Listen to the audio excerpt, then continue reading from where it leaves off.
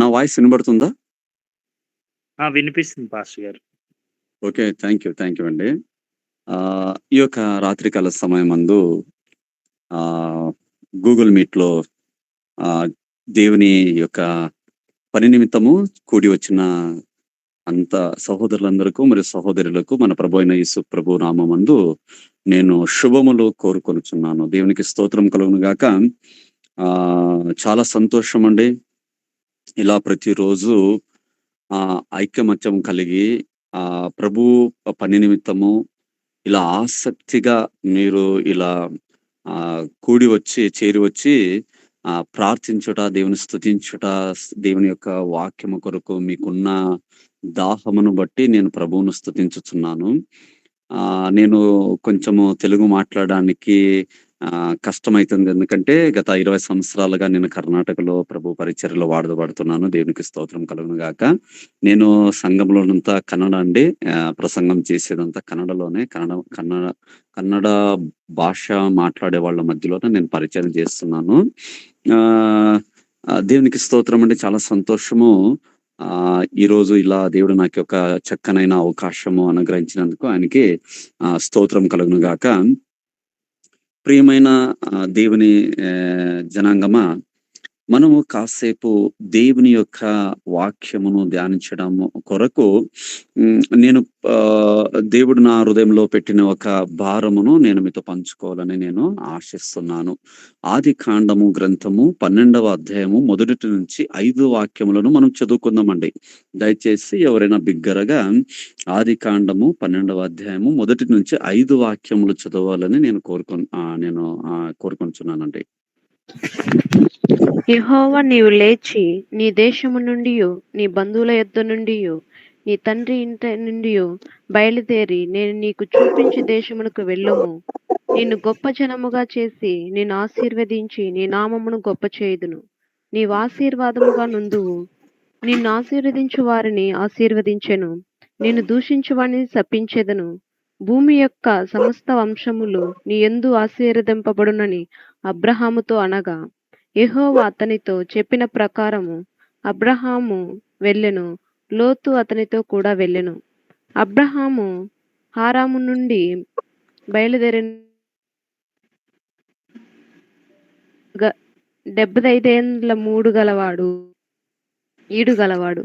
అబ్రహాము తన భార్య అయిన సారాయిని, తన సహోదరుని కుమారుడైన లోతును, హోరానులో తానును వారును ఆర్జించిన యావదాస్తిని వారు సంపాదించిన సమస్తమైన వారిని తీసుకుని కనాను దేశమునకు వెళ్ళుటకు బయలుదేరి కనాను దేశమునకు వచ్చేరి. థ్యాంక్స్ సిస్టర్ గారు. దేవుడు మిమ్మల్ని బహుగా దీవించును గాక. ప్రియమైన సోదరమణులారా, ఈ యొక్క సమయమందు మనం దేవుని వాక్యం చూసినట్లయితే ఆదికాండము 12వ అధ్యాయము 4వ వాక్యము ద్వారా దేవుడు నా ద్వారా మాట్లాడాలని ఆయన నిశ్చయించున్నాడు. ఇక్కడ గమనించినట్లయితే దయచేసి అందరూ కూడా ఆదికాండము 12వ అధ్యాయం 4వ వాక్యం చూసినట్లయితే, యెహోవా చెప్పిన ప్రకారం అబ్రాము బయలుదేరెను అని రాయబడిందంటే, యెహోవా చెప్పిన ప్రకారం అబ్రాము బయలుదేరెను. యెహోవా 12వ అధ్యాయము మొదటి నుంచి 3 వాక్యాలు మనం చదివినట్లయితే అబ్రాము గారితో ఏం మాట్లాడుతున్నారని ఇప్పుడు సోదరిమణి ఆమె చదివినారు. ప్రియమైన దేవుని ప్రజలారా, అక్కడ మనం చూసినట్లయితే దేవుడు అబ్రహాము గారితో ఏం చెప్తున్నారండి? అబ్రాము, నీవు నీ స్వదేశమును, నీ తండ్రి ఇల్లును, నీ యొక్క బంధు జనాంగమును వదిలిపెట్టి నేను చూపించే కానాను దేశమునకు వెళ్ళుము. అక్కడ నేను నిన్ను బహుగా దీవించి అభివృద్ధి పరిచెదను అని ప్రభువు అబ్రహాము గారితో చెప్పడం మనం అక్కడ చూస్తాం. దేవుని ప్రజలారా, అక్కడ మనము 4వ వాక్యంలో చదివినట్లయితే అబ్రహాము గారు, ముందు ఆయన పేరు అబ్రహాం అని దేవుడు మార్చడం మనకు తెలుసు. ఇక్కడ యెహోవా చెప్పిన ప్రకారం అబ్రాము బయలుదేరెను అని రాయబడిందండి. యెహోవా చెప్పిన ప్రకారం అబ్రాము బయలుదేరెను. ప్రియమైన క్రైస్తవ సంగమా, అబ్రహాము గారిని మనం గమనించినట్లయితే యెహోవా చెప్పిన ప్రకారం, యెహోవా పైన చెప్పిన 3 వాక్యములను ప్రకారం ఆయన అబ్రహాము బయలుదేరుతున్నాడండి. మొదటిగా మనం చూసినట్లయితే అబ్రహాము దేవుని మాటకు వెంటనే విధేయత చూపించడం మనం ఇక్కడ గమనిస్తున్నాం. దేవుని మాటకు వెంటనే విధేయత. అబ్రహాము దేవుడు చెప్పిన వెంటనే బయలుదేరాడు. ఆలస్యం చేయలేదండి ఆయన. ఇది నిజమైన విశ్వాసం. విధేయత అని చూపిస్తుందండి. దేవుని మాటకు వెంటనే విధేయత చూపించడము చాలా చాలా ప్రాముఖ్యమండి. ఒక మాట నాకు జ్ఞాపకం వస్తుంది పరిశుద్ధ లేఖనాల నుండి. మొదటి సమూయేలు గ్రంథము 15వ అధ్యాయము 17వ వాక్యం చదవండి ఎవరైనా దయచేసి. మొదటి సమూయేలు 15వ అధ్యాయము 17వ వాక్యము. అందుకు సమూయేలు, నీ దృష్టికి నీవు అల్పుడుగా ఉన్నప్పుడు ఇజ్రాయేలీలో గోత్రములకు శిరస్సు వైతివి. యెహోవా నిన్ను ఇజ్రాయేలుల మీద రాజుగా అభిషేకించెను. చదవండి సోదరి. చదవండి. 15వ మరియు అధ్యాయం చదవమ్మా. 15 to 17 అక్కడ ఒక అదే వాక్యం ఈ కదా. విధంగా ఉంటుందండి. దేవుని మాటకు విధేయత చూపించడము అన్నిటికన్నా గొప్ప సంగతి అని ఒక మాట ఉంటుందండి. నీవు ఎందుచేత యెహోవా మాట వినక దోపుడు మీద ఎగబడి ఆయన దృష్టికి కీడు చేసితివనెను. ఓకే అండి. ఇక్కడ మనకు ప్రవక్త అయిన సమూయేలు గారు సౌలు రాజును గద్దించుట మనం చూస్తున్నామండి. సౌలు రాజు గారు దేవుడు ప్రవక్త ద్వారా చెప్పిన ఒక సంగతిని ఆయన చేయలేదండి. పెడిచెవిన పెట్టేసి ఆయన తనకు తెలిసిన విధంగా, అంటే ఫిలిష్టీయులతో యుద్ధం చేయమని ప్రభు చెప్తాడు, ఫిలిష్టీయుల్ని సంహరించమని ప్రభు చెప్తారు. అయితే ఆయన ఆ విధంగా చేయక ఆయన దేవుని మాటకు అవిధేయుడై నడుచుకోవడం వలన ఆయన యొక్క రాజత్వము పడిపోవడానికి దేవుడు అక్కడ చెప్పడం మనము గమనిస్తున్నామండి. చూడండి ప్రియమైన సోదరి సోదరులారా, దేవుని మాటకు లోబడుట, దేవుని మాటకు తక్షణము వెంటనే విధేయత చూపటము మన జీవితంలో మనం నేర్చుకోవాలండి. అబ్రహాము గురించి ఇబ్రీయులకు రాసిన పత్రిక 11వ అధ్యాయం 8వ వాక్యంలో ఈ విధంగా రాయబడిందండి. దయచేసి చదువుతారు ఎవరైనా? ఇబ్రీయులకు రాసిన పత్రిక హెబ్రీయులకు 11:8.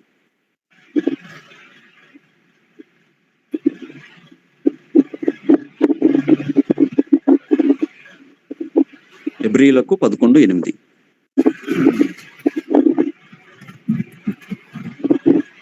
అబ్రహాము పిలువబడినప్పుడు విశ్వాసమును బట్టి ఆ పిలుపునకు లోబడి తాను స్వాస్థ్యముగా పొందనయున్న ప్రదేశమునకు బయలు వెళ్ళెను. మరియు విశ్వాసము చేత అబ్రహాము పిలువబడినప్పుడు విధేయుడై వెళ్ళెను. దేవుడు అబ్రహామును పిలిచినప్పుడు ఆయన విధేయుడై వెళ్ళడము మనం ఇక్కడ చూస్తున్నాము. మొదటిగా దేవుని మాటకు వెంటనే విధేయత. అబ్రహాము అక్కడ దేవుడు చెప్పిన మాటకు విధేయత అండి. టైం అడగలేదండి, ఆలోచించలేదండి, ఆయన దాని గురించి చింతించలేదండి, దాని గురించి ఎంక్వైరీ చేయలేదండి, దాని గురించి ఆయన ఏ విధమైన ఒక ఏమి భయగ్రస్తుడు కూడా కాలేదండి. దేవుని మాట పైన అబ్రహాము గారు పరిపూర్ణమైన విశ్వాసము ఆయన ఉంచినాడండి. ప్రియమైన దేవుని జనాంగమా, దేవుని మాటను పూర్ణ మనస్సుతో మనం విశ్వాసం ఉంచి ఆయన మాటకు లోబడి లేక విధేయత చూపడము, వెంటనే విధేయత చూపడము గొప్ప ఆశీర్వాదాలని మన జీవితంలో తీసుకొస్తుందండి. రెండవదిగా మనం చూసినట్లయితే తెలియని మార్గంలో విశ్వాసం. తెలియని మార్గంలో విశ్వాసం. ఇప్పుడు దేవుడు చెప్పినాడు అబ్రహాం గారికి, నేను నిన్ను కానాన్ దేశానికి వెళ్ళమని చెప్తున్నాను, వెళ్ళు, నేను నిన్ను అక్కడ దీవిస్తాను, లేకపోతే అభివృద్ధి పరుస్తానని చెప్పినప్పుడు అబ్రహాము గారికి కానాన్ దేశము ఏ విధంగా ఉంటుందో దానికి దారి కూడా ఆయనకు తెలియదండి. తెలియని మార్గంలో విశ్వాసం. అబ్రహాము ఎక్కడికి వెళ్తున్నాడో పూర్తిగా తెలియదు. అయినా దేవునిపై నమ్మకముతో ఆయన వెళుతున్నాడండి ఇక్కడ. దేవుని పైన నమ్మకంతో. అదేవిధంగా ప్రియమైన దేవుని జనాంగమా, మన జీవితంలో కూడా అన్ని వివరాలు తెలియకపోయినా దేవునిపై నమ్మకం ఉంచాలండి మనము. మన జీవితంలో అన్ని వివరాలు తెలుసుకోవాలని మనము ప్రయత్నిస్తాము. కొన్ని మనకి తెలియకపోతాయి. అయినా మనం దేవుని పైన నమ్మకం ఉంచాలి. దేవుని పైన పూర్ణ హృదయంతో మనం నమ్మకం ఉంచాలండి. మనల్ని మన జ్ఞానంలో మన ఆలోచనలను నమ్మడం కాదండి. దేవుని పైన నమ్మకంతో మనము ముందుకు వెళ్ళాలి ప్రియమైన దేవుని జనమా. సామెతలు 3వ అధ్యాయం 5-6 వాక్యాలు చదువుకుందామండి. సామెతలు 3, 5-6 వాక్యములు. దీనికి సంబంధించిన ఒక వాక్యం ఉంది. సామెతలు 3, 5-6.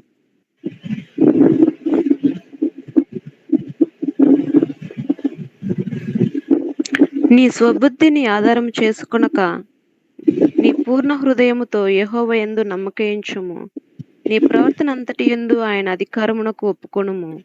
అప్పుడు ఆయన నీ త్రోవలను సరళము చేయును. నేను జ్ఞానినని కదా అని నీవనుకొనవద్దు. చాలా ఇక్కడ గమనించినట్లయితే నీ హృదయం అంతటితో యెహోవాపై నమ్మిక ఉంచుము అని రాయబడిందండి. అబ్రహాము గారు తన హృదయం అంతటితో దేవుని పైన నమ్మకం ఉంచి ఎక్కడికి వెళ్ళాలో ఏ విధంగా వెళ్ళాలి తెలియని మార్గంలో వెళ్తున్నాడు ఆయన. తన పైన ఆయన విశ్వాసం ఉంచుకోలేదు. ఆయన దేవుని పైన పూర్ణ హృదయంతో ఆయన తన హృదయం అంతటిలో యెహోవా పైన ఆయన నమ్మిక ఉంచి బయలుదేరటం మనము గమనిస్తున్నాము. దేవుని జనమా, తెలియని మార్గంలో విశ్వాసం ఉంది. దేవుడు తప్పకుండా ఆయన నడిపిస్తాడు.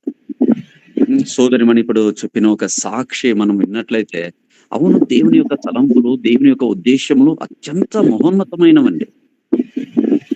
ఆయన మాటను విశ్వాసం ఉంచి మనం నమ్మిక ఉంచి ఆయన మాట పైన మనము ప్రతి కార్యములో ఆయనకు లోబడి ఆయనకు విధేయత చూపినట్లయితే నిజమైన ఒక ధన్యత మనము పొందుకోగలము ప్రియమైన దేవుని సంగమా. అదేవిధంగా 3వదిగా అబ్రహాము వయసు 75 సంవత్సరాలను రాయబడిందండి అక్కడ. అబ్రహాము దేవుని పిలుపుకు లోబడి విధేయుడై ఆయన కానాను దేశమునకు వెళ్ళినప్పుడు ఆయనకి వయసు ఎంత రాయబడిందండి? 75 సంవత్సరాలు. వయస్సు అడ్డంకి కాదండి. అబ్రహాము 75 సంవత్సరాల వయసులో ఈ ప్రయాణం ప్రారంభించాడు. దేవుని పనికి వయస్సు అడ్డంకి కాదు. దేవుని పని చేయడానికి, దేవుని పరిచయం చేయడానికి, దేవుని కొరకు బ్రతకడానికి వయస్సు అడ్డంకి కాదండి. వృద్ధాప్యము మేబీ మనము అనుకోవచ్చు. ఆయన 175 సంవత్సరాలు బ్రతికినాడండి. ఆయన 75వ సంవత్సరం ఏటా ఆయన దేవుని పిలుపుకు లోబడి కానాను దేశానికి వెళ్ళిపోయినాడండి. దరిదాపు 100 సంవత్సరాలు ఆయన కానాను దేశంలోనూ ఉన్నాడండి. చూడండి, ప్రభు పని చేయడానికి వయస్సు మనకి అడ్డంకి కాదు.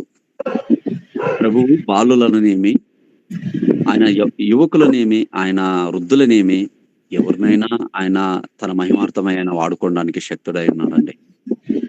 సంగమా, ఒక మంచి వాక్యం అండి. ఫిలిప్పీలకు రాసిన పత్రిక 1వ అధ్యాయం 6వ వాక్యం చదువుకుందామండి.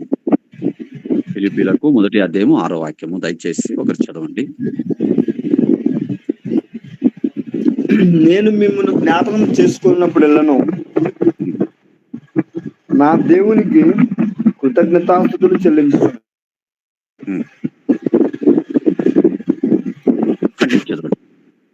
నా బంధకముల యందును నేను స్వార్థ పక్షమున వాదించుట యందును దానిని స్థిరపరచుట యందును మీరందరూ ఈ కృపలో నాతో కూడా పాలివారై ఉన్నారు గనుక నేను మిమ్మల్ని నా హృదయంలో ఉంచుకొని ఉన్నాను.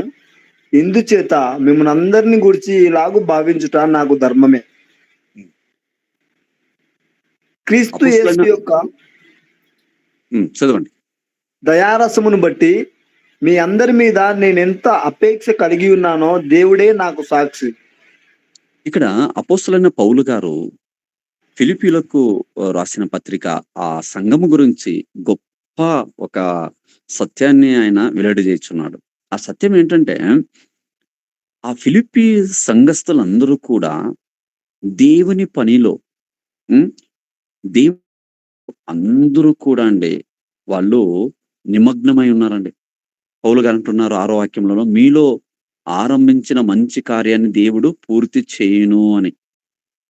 ప్రియమైన దేవుని సంగమా, అబ్రహాము ఆయన 75వ ఏట దేవుని పిలుపుకు లోబడి వెళ్ళినప్పుడు దేవుడు మళ్ళీ ఆయనలో ఉద్దేశించిన కార్యాన్ని దేవుడు పూర్తి చేసినాడండి. 170 సంవత్సరాలు ఆయన అక్కడ ఆ కానాన్ దేశంలోన ఆయన ఉన్నాడండి. దేవుని పిలుపుకు లోబడి దేవుని పని నిమిత్తమైన అక్కడ ఉండగా దేవుడు ఆయన విషయంలో ఏమి నియమించినాడో ఆ ఉద్దేశాలన్నీ కార్యాలన్నీ కూడా పూర్తి చేసిన ఒక విషయాన్ని మనము గమనించాలి. చివరిగా మనం చూసినట్లయితే అబ్రహాము గారు మనం 4వ వాక్యంలో మనకి కీ వర్స్ ఇదండి. యెహోవా చెప్పిన ప్రకారం అబ్రహాము బయలుదేరెను. దేవుని సంగమా, అబ్రహాము ఈ 4వ విషయం ఏంటంటే కుటుంబంతో కలిసి ప్రయాణం చేస్తున్నాడండి ఆయన. కుటుంబంతో దేవుడు అబ్రహాము గారిని పిలిచినాడు. అబ్రహాము ఒక్కడే వెళ్ళలేదండి. కుటుంబాన్ని తీసుకెళ్ళినాడు. ఆయన భార్య అయిన శారా గారిని, మరియు వారి యొక్క తమ్ముని కుమారుడైన లోతు గారిని, వారు సంపాదించిన ఖారాన్ దేశంలో సంపాదించిన సమస్త యావత్తు ఆస్తిని తీసుకొని, మరియు వారు కానాన్ దేశానికి దేవుని పిలుపుకు లోబడి వాళ్ళు విధేయత కలిగి కానాన్ దేశానికి వెళ్తున్నారు. ప్రియమైన సంగమా, ఈరోజు దేవుని నిమిత్తము మన యొక్క విశ్వాస ప్రయాణంలో మనతో ఉన్న వారిపై కూడా ప్రభావం ఉంటుంది. మన విశ్వాస ప్రయాణంలో మనతో ఉన్న వారిపై కూడా ఈ ప్రభావం ఉంటుంది. అబ్రహాము కుటుంబము ఆయన యొక్క పిలుపు వారి కుటుంబం పైన ప్రభావం చూపిందండి. ఆయన చూడు, దేవుడు కానాన్ దేశానికి మనల్ని పిలుస్తున్నాడు అని తన యొక్క శ్రీమతి గారైన శారా గారికి చెప్పినప్పుడు శారా గారు దాన్ని విస్మరించలేదండి. భర్తను వెంబడించుట భార్య యొక్క నిజమైన ధర్మం అండి. అబ్రహాము గారిని శారా గారు వెంబడించినారు. మీరు గమనించినట్లయితే అబ్రహాము గారు దేవుని పిలుపు రాకమునుపు ఆయన కారాన్ పట్టణంలో ఉంటున్నాడు. ఆయన చాలా వెల్ సెటిల్డ్ అండి. మంచిగా ఆయన స్థిరత్వం పొంది ఉన్నారు. మంచిగా ఐశ్వర్యం శ్రీమంతుడండి ఆయన. ఆయనకి ఏమి కొదువ లేదు. ఈ పరిస్థితిలో దేవుడు పిలుస్తున్నాడు, కానాన్ దేశకు వెళ్ళండి, అన్ని వదిలి మీ యొక్క తండ్రి ఇంటిని, స్వదేశమును, మీ యొక్క బంధువులందరిని మీరు వదిలిపెట్టి కానాన్ దేశానికి వెళ్ళమని ప్రభు చెప్పుతున్నప్పుడు శారా గారు వెళ్తున్నారు. శారా గారు కూడా వెళ్తున్నారు. అబ్రహాము గారిని వెంబడించుతున్న వారి యొక్క భర్తను వెంబడించుతున్నారు. ప్రతి కుటుంబము కూడా మనము పరిశుద్ధ లేఖనాల్లో మనం చదివినట్లయితే యెహోషువ గ్రంథం 24వ అధ్యాయము 15వ వాక్యంలో ఈ విధంగా రాయబడింది. నేను నా ఇంటి వారితో కూడా యెహోవాను సేవించెదము. నేను నా ఇంటి వారితో కూడా యెహోవాను సేవించెదము అని. సంగమా, దేవుని ప్రజలారా, కుటుంబముగా ప్రభువును సేవించుట చాలా గొప్ప ధన్యకరమైనది. ప్రతి కుటుంబము ప్రభువును సేవించాలి. ఈ భూమిపైన ఉండే ప్రతి కుటుంబము ప్రభువుదే. దేవుడు ఆదియందు నరుని సృజించిన పిమ్మట వారిని స్త్రీ పురుషులుగా నిర్మించిన పిమ్మట ప్రభువు మొదటి అధ్యాయము 26వ వాక్యంలో ఈ విధంగా చెప్తున్నారు. దయచేసి ఆదికాండము మొదటి అధ్యాయం 26వ వాక్యంలో చదవండి. మొదటి అధ్యాయం 26వ వాక్యము. దేవుడు మన స్వరూపమందు మన పోలిక చొప్పున నరులను చేయుదము. వారు సముద్రపు చేపలను, ఆకాశ పక్షులను, పశువులను, సమస్త భూమి మీద ప్రాకు ప్రతి జంతువును ఏలుదురుగాకని పలికెను. ప్రతి కుటుంబము ప్రభువుది. ప్రతి కుటుంబము ప్రభువును సేవించాలి. ప్రభు కృపచేత ప్రభువు మనల్ని ఆయన ఈ భూలోకమందు ఎన్నుకున్నాడు. ఆయనకే మహిమ కలుగును గాక. అదే విధముగా ప్రియమైన దేవుని ప్రజలారా, మనము మన కుటుంబం అంతా ప్రభువును సేవించాలి. ఆయనను పూర్ణ హృదయంతో సేవించాలి. యెహోషువ గారు ఈ స్టేట్మెంట్ ఇస్తున్న సమయంలో అక్కడ మొత్తం కానాన్ దేశానికి చేరుకున్నారు. మరియు కానాన్ దేశాన్ని స్వాధీనపరుచుకుంటున్నారు 12 గోత్రములు ప్రజలు, వారి నాయకులు. యెహోషువ గారు ఇప్పుడు వృద్ధాప్యమందున్నారు. ముఖ్యస్థుల్ని, లీడర్స్‌ని అందరిని పిలువనంపి వారికి ఈ యొక్క స్టేట్మెంట్, మీరు ఎవరిని సేవించాలనుకుంటున్నారు? కానాను దేశపు ఆ యొక్క యోర్దన్ నది అవతల ఉన్న అమోరీయుల దేవతలనా? మీరు ఎవరిని సేవించాలనుకున్నారు? మీరు ఎవరిని సేవిస్తారో నాకు తెలీదు. నేను మాత్రము నేనును నా ఇంటి వారితో కూడా యెహోవాను సేవించెదమని ఆయన గొప్ప మాట అండి ఇది. గొప్ప యొక్క తీర్మానం అండి ఇది. హ్మ్. అబ్రహాము గారు కూడా దేవుణ్ణి ఇదే విధంగా ఆయన సేవించినారు. ప్రియమైన దేవుని సంగమా, ఈ యొక్క ఆదికాండము 12వ అధ్యాయము 4వ వాక్యము నుండి కొన్ని ఆత్మీయ పాఠాలండి. దేవుని మాట వినగానే ఆలస్యం చేయకూడదు. దేవుని మాటకు తక్షణము లోబడాలండి. దేవుని మాటకు లోబడుట గొప్ప ఆశీర్వాదము. దేవుడు మనకి కఠినమైన ఆజ్ఞలను ఇవ్వలేదండి ఆయన. చాలా గొప్ప సరళమైన ఆజ్ఞలిచ్చి ఉన్నాడు ఆయన. ఆయన మాటకు ఆయన కొత్త నిబంధనలో సువార్తలో చెప్తారండి. మన ప్రభువు ఏమని చెప్తున్నారంటే, ఈ యొక్క చిన్న చిన్న ఆజ్ఞలను గైక్కొని దాని ప్రకారం నడవండి అని ఎవరు ఉపదేశిస్తారో వారే పరలోకంలో గొప్పవారగుదురు అని చెప్తారండి. మొదటిగా దేవుని మాట వినగానే ఆలస్యం చేయకూడదు. దేవునికి స్తోత్రం. ప్రభు నా యొక్క యవన ప్రాయమందు నేను నా యొక్క సాక్షిని చెప్పుకోవడానికి ఇష్టపడుతున్నానండి. నేను కూడా ఒక నామమాత్రపు క్రైస్తవ కుటుంబంలోన పుట్టి పెరిగినాను. చిన్నప్పటి నుంచే నా తల్లిగారు నన్ను దేవుని యొక్క భయభక్తిలో పెంచి ఉన్నారు. అయితే నేను నా యొక్క స్టడీస్ సమయంలోన దేవుని మార్గం వదిలిపెట్టి నేను లోకంలో పాపంలో నేను కలిసిపోయినాను. విపరీతముగా నేను పాడైపోయినాను. కృప కలిగిన దేవుడు నన్ను ఆయన రక్షించి తన పరిచర్య కొరకు ఆయన నన్ను ఎన్నుకొని మరియు వివాహమైందండి. వివాహమైన తర్వాత వివాహమైన 8 రోజులకే నేను పరిచర్య చేయాలని నాకు మరియు నా భార్యకి యొక్క నాకు చిన్నప్పటి నుంచి ఒక కోరిక. నాకు ఒక మంచి తోడుని దేవుడు అనుగ్రహించి పెళ్ళైన 8 రోజులకే కర్ణాటకకు పరిచర్యకు రావడము జరిగింది. కర్ణాటకలో 20 సంవత్సరాలుగా ప్రభువు అల్పుడైన నన్ను కుటుంబ సమేతంగా పరిచర్య చేయడానికి ఆయన కృప చూపించినాడు. మరియు ఎంతో మంది HIV ఎయిడ్స్ ఒక రోగగ్రస్తులు, చాలా కష్టము, వారికి ఎన్నో ఆరోగ్యపరమైన సమస్యలు, వారి యొక్క జీవితాలు చాలా చాలా భయంకరమైనది. ఈ విధంగా ఉన్న సమయంలో దేవుడు మాకు ఇక పరిచర్యను ఆయన అప్పగించి వారి మధ్యలో పరిచర్య చేయడానికి దేవుడు కృప చూపించినాడు. వారిని ఒకప్పుడు ముట్టుకోవాలన్నా, పట్టుకోవాలన్నా చాలా చాలా భయపడేవాళ్ళండి. అవేర్‌నెస్ లేదు. అవేర్‌నెస్ పొందుకున్న తర్వాత వారితోన మేము దేవుని యొక్క ప్రేమను బట్టి, అగాపే ప్రేమను బట్టి వారితోన మేము మరియు వారితోన ఏకమవ్వడము, వారితోన మేము కలవడము, వారికి దేవుని ప్రేమ చూపించడము ప్రారంభించడము. ఈ విధంగా చేసినప్పుడు ఈ విధంగా వారి మధ్యలో మమేకమై పరిచర్య చేయడానికి దేవుడు సహాయం చేసినాడు. ఈ విధంగా మేము గత 10 సంవత్సరాల నుండి కర్ణాటక రాష్ట్రంలోన బెళగాం జిల్లాలోన ఉక్కేరి అనే ఒక తాలూకా ప్రదేశం అండి. ఇక్కడ దేవుడు తన పరిచర్యలు వాడుకుంటున్నాడు. అబ్రహాము దేవునికి స్తోత్రం కలుగును గాక. ప్రియమైన దేవుని జనాంగమా, దేవుని మాటకు లోబడుట ముఖ్యంగా మనము మొదటిగా నేర్చుకోవాలి. వెంటనే అనే ఒక మాటను నేను చెప్తున్నానండి. వెంటనే దేవుని మాట వినగానే ఆలస్యం చేయకూడదు. రెండవదండి, దేవునిపై నమ్మకం ఉంటే భయం మనకు తగ్గుతుంది. ఆయన నమ్మకముతోన ముందు ఏ దారిలో వెళ్ళాలో కొత్త దారి అండి అది. కొత్త దారి.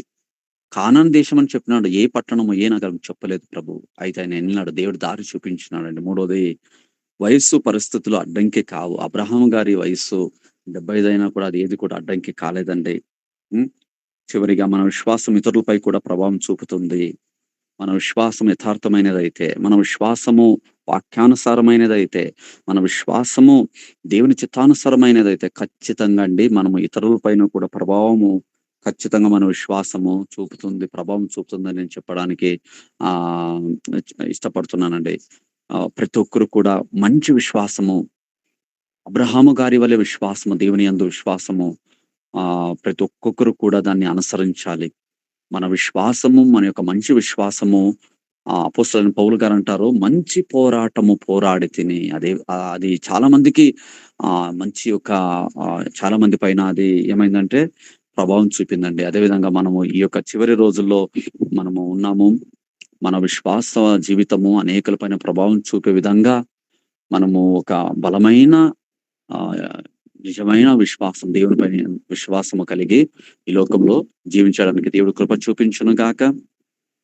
దేవుడు దేవుని యొక్క సహనమైన మాటలను వినడానికి మనందరి కృప చూపించడానికి విన్న ప్రతి ఒక్కరూ కూడా దేవుడు దీవించి మరి తన వాక్యానుసారంగా జీవించడానికి కృప చూపించను గాక నేను వేడుకుంటున్నాను. దేవునికి స్తోత్రం కను గాక. దేవుడిని దీవించను గాక. ప్రార్థన చేసుకుందామండి. ప్రేమగల మా తండ్రి, ఈ యొక్క రాత్రికాల సమయం మిమ్మల్ని స్తుతించుచున్నాను ప్రభువా. ప్రభా యొక్క గొప్ప అవకాశాన్ని నాకు ప్రభు అనుగ్రహించినందుకు స్తోత్రం. మీరు ప్రభ మాతో మాట్లాడినందుకు వందనాలు ఆయన. అబ్రహాము గారి యొక్క విశ్వాసం ఆయన ప్రభ మీ మాట విని తక్షణం మీకు లోబడి ప్రభువా మీరు చెప్పిన స్థలానికి ఆయన బయలు వెళ్ళినాడు నాయన. ప్రభువా మా జీవితంలో కూడా మీ ఆజ్ఞలను కైకొని నడవటమే ప్రభా తండ్రి. ప్రసంగి గ్రంథము 12వ అధ్యాయము చివరి వాక్యం ఈ విధంగా రాయబడింది ప్రభువా. అన్ని విన్నాము, అయితే దేవుని ఆజ్ఞను గైకొని నడవటయే మనిషికి చాలా శ్రేయస్కరమని రాయబడింది నాయన తండ్రి.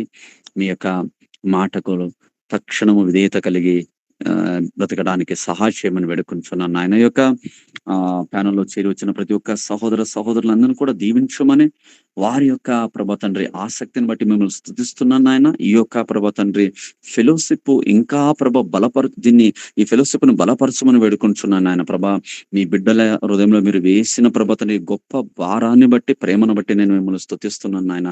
ప్రభా మంచిగా వారు మిమ్మల్ని స్తుతిస్తూ ప్రభా విశ్వాసముతో ప్రభా అనేక ప్రార్థన యొక్క అవసరతల కొరకు ప్రార్థిస్తూ ప్రభా మరియు విధంగా ప్రతిరోజు కూడా ప్రభా తండ్రి మీ యొక్క వాక్య భాగాల్ని ప్రభా తండ్రి ఒక సేవకుల ద్వారా ప్రభా వారికి మీరు అందిస్తున్న కృపను బట్టి స్తోత్రం తెలియజేస్తున్నాను నాయన. ప్రభా మీకే మహిమగంత ప్రభావం తెలియజేస్తూ ప్రభా నాకు ఈ అవకాశం ఇచ్చిన సోదరు మనలందరూ కూడా దీవించమని మీకే మహిమగంత ప్రభావం తెలియజేస్తూ మా ప్రభు రక్షకుడైన యేసు ప్రభు నామమున ముందు ప్రార్థన అడుగుతున్నాను ప్రభువా. ఆమెన్. ఆమెన్. Thank you.